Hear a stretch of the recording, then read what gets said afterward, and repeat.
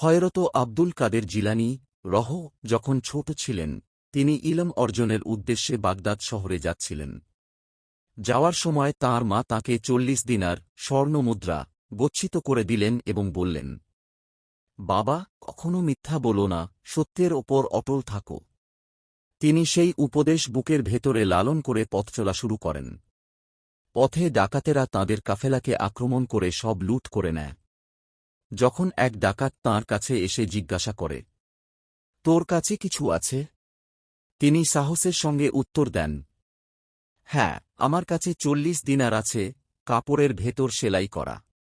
ডাকাতটা অবাক হয়ে তাঁকে দলের সর্দারের কাছে নিয়ে গেল।